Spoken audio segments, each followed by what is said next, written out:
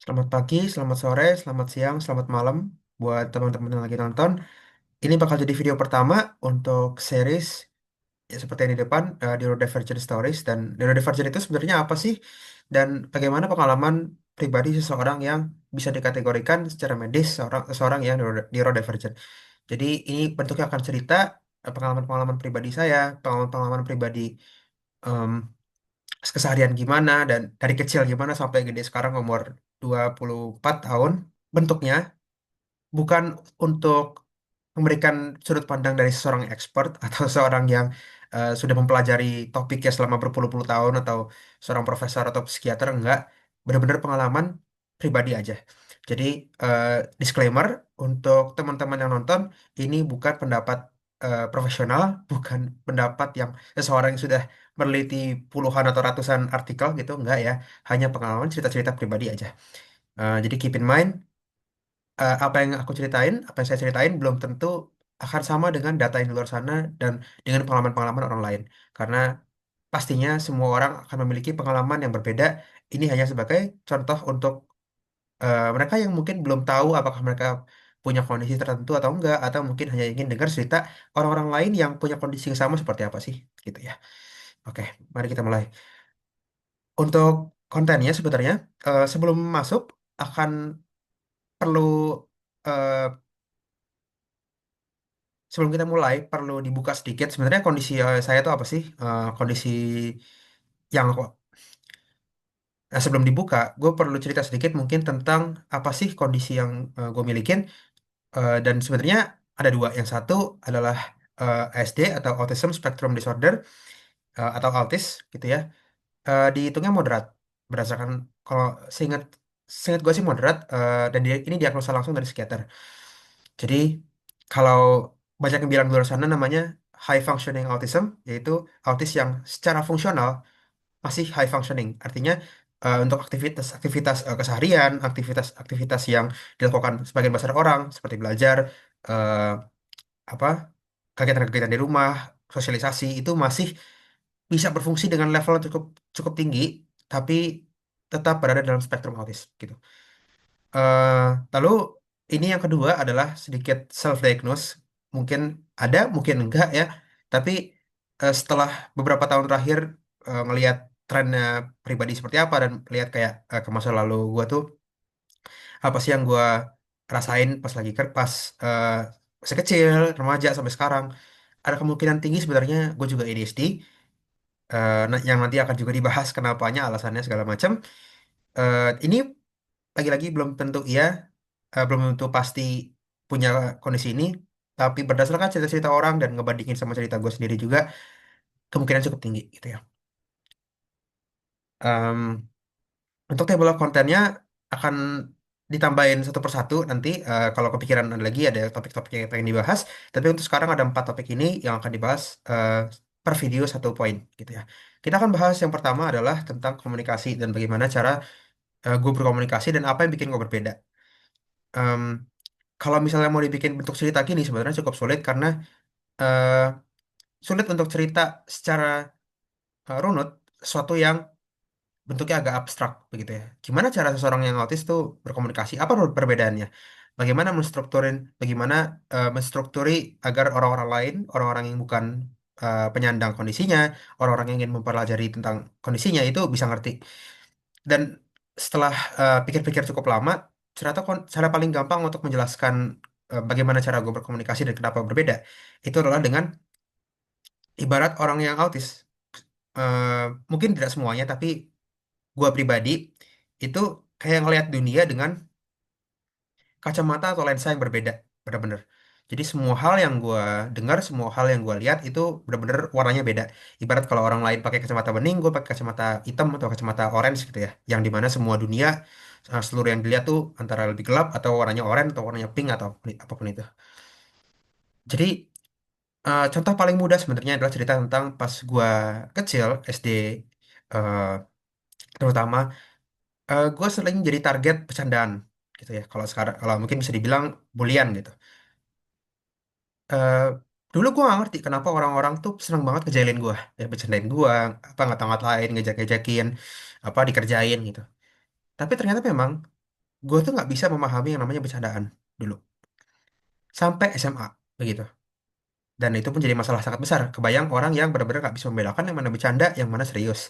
Jadi ibaratnya semua, bayangin kalau misalnya teman-teman punya orang di circle teman-teman gitu, atau keluarga, di mana apapun yang teman-teman bilang, sebecanda apapun adanya, sebecanda apapun niatnya dan pilihan kata-katanya, dia bakal ngelihatnya sebagai serius. Dia bakal anggapnya sebagai serius. Kesel nggak kira-kira? Enak nggak kira-kira? Gitu ya.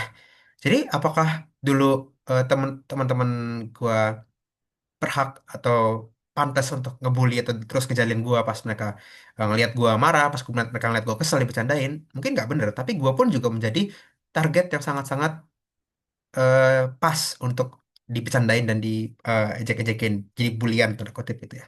Itu pun juga alasannya kenapa banyak anak-anak autis mengalami bulian, karena mereka nggak ngerti yang namanya bercanda, yang nggak ngerti yang namanya nggak serius kok, ini cuman having fun aja gitu kata-katanya. Semua orang juga dibercandain kok, bukan kalian aja gitu misalnya. Itu yang gue akhirnya pahamin pas SMA, bahwa apa yang teman-teman gue lakuin ke gue dari omongannya, tindakan-tindakannya, itu bukan cuma gue dong yang ngalamin gitu loh. Mereka hanya bercanda aja kayak semua orang, tapi guanya nggak bisa memahami. By nature, ternyata bukan cuma gue doang, tapi banyak orang autis juga di luar sana yang mengalami hal yang sama. eh, Masa kecilnya cukup sulit karena tidak bisa mengasimilasi diri ke lingkungannya. Semua dianggap serius, semua dianggap kritis gitu ya. Kalau misalnya bercandaan dikit, dianggap level paling serius. Kalau berani-beraninya sih ngomong gitu ke gue. Gitu. Mungkin niatnya cuma light aja. Itu yang pertama. Kesulitan untuk membaca konteks dan situasi sekitar. Bahwa seseorang di saat itu lagi ketawa-ketawa, niatnya adalah bercanda. Gue ngeliatnya sebagai serius.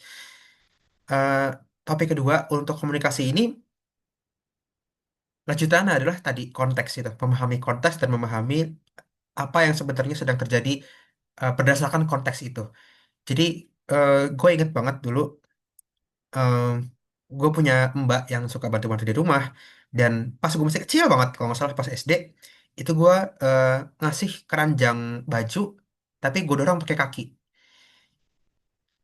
Mungkin teman-teman sekarang dengar ini nggak sopan pakai kaki gitu ya, nggak sopan, apaan sih dorong pakai kaki, pakai tangan aja kali, kok nggak sopan banget sama mbak gitu ya. Tapi beneran, saat gue ditegur sama nyokap gue, karena ternyata mbak gue ngerasa sakit hati dan masuk akal ya sakit hati gitu. Apa anak-anak berani banget dorong ngasih barang pakai kaki gitu. Pas gue ditegur sama sama nyokap gue, ternyata gue nggak bisa ngerti bahwa itu tuh nggak sopan.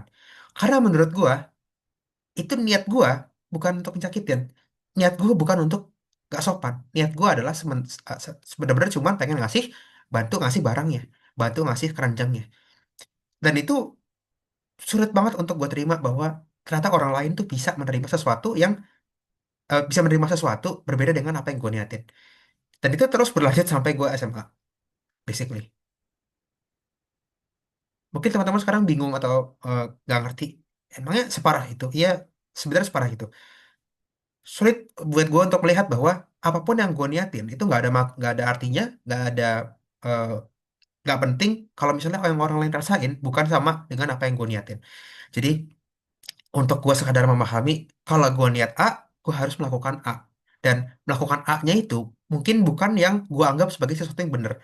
Jadi gue nggak bisa melakukan A, terus padahal niatannya B, terus berharap orang lain anggapnya adalah gue ngelakuin A. Misalnya kayak tadi eh, masalah keranjang itu. Yang benar adalah kalau gue memang nggak niat nyakitin orang, kalau misalnya gue emang nggak niat nyakitin mbaknya, gue kasih pakai tangan. Pakai bilang justru, Mbak ini keranjangnya. Artinya gue niat nggak menyakitin, gue niatnya sopan. Artinya kalau gue niatnya emang nggak nyakitin, gue harus melakukannya dengan sopan juga. Nggak bisa semaunya gue terus berharap orang lain ngerti apa yang gue maksud. Maksudnya gitu. Jadi memahami konteks dalam artian bahwa tidak semua hal yang gue lakukan itu berdampak sesuai dengan apa yang gue niatin. Mungkin topik lain soal komunikasi yang gue perlu bahas adalah kesulitannya untuk kesulitannya gue untuk ngejaga intonasi, ngejaga raut muka, ngejaga pilihan kata gitu ya. Kadang-kadang gue sering banget, bukan kadang-kadang, sering banget gue pas masih kecil, itu dibilang, kok Adif kasar banget sih ngomongnya, kok Adif keras banget ngomongnya. Bukan kasar, kata-kata kasar ya, tapi pilihannya tuh kayak jutek.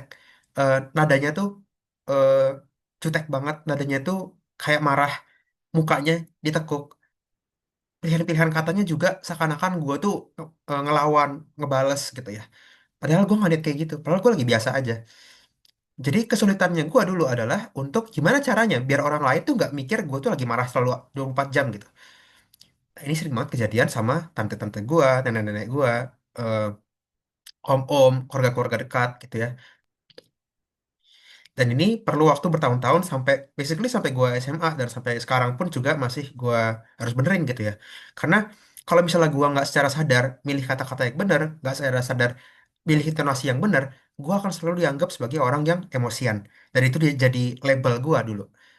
Bahkan sampai SMA masih seperti itu gitu ya. Bahkan butuh waktu juga sampai gua lulus, setelah gua lulus sampai berapa tahun gua lulus baru akhirnya teman-teman gua nggak ngeliat gue sebagai orang yang emosian. Karena memang kalau misalnya gue dibecandain, responnya gue itu seakan-akan kalaupun gue nggak marah, kalaupun gue udah nggak kesel, udah nggak baper dengan bercandaannya, gue ngerti mereka bercanda. Nada gue tuh tinggi banget, nada gue tuh keras banget, suaranya juga volumenya kenceng, pilihan kata-katanya juga keras, seakan-akan gue lagi marah, ngambek, bete, gitu ya. Jadi buat teman-teman yang mungkin juga ngerasa kok kayaknya gue dianggap jutekan mulu sih, kok gue dianggap baperan, bisa jadi teman-teman juga ngalamin apa yang gue alamin secara nggak sadar. Sebenarnya nadanya tuh nggak enak, intonasinya nggak enak, pilihan kata-katanya juga nggak enak gitu ya.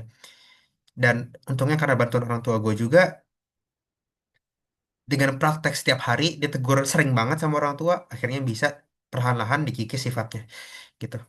Tapi walaupun begitu, kalau misalnya gue lagi stres, lagi capek, lagi nggak enak, itu masih sering keluar. Jadi sulitnya di situ. Oke, untuk topik komunikasi mungkin sampai di sini dulu. Kalau misalnya topik-topik yang lain gue pengen angkat tentang komunikasi, mungkin akan dibahas di video-video selanjutnya. Tapi untuk sekarang, itu dulu aja. Kalau merasa ini bermanfaat, boleh subscribe, boleh di-share. Itu aja dari gue. Bye-bye.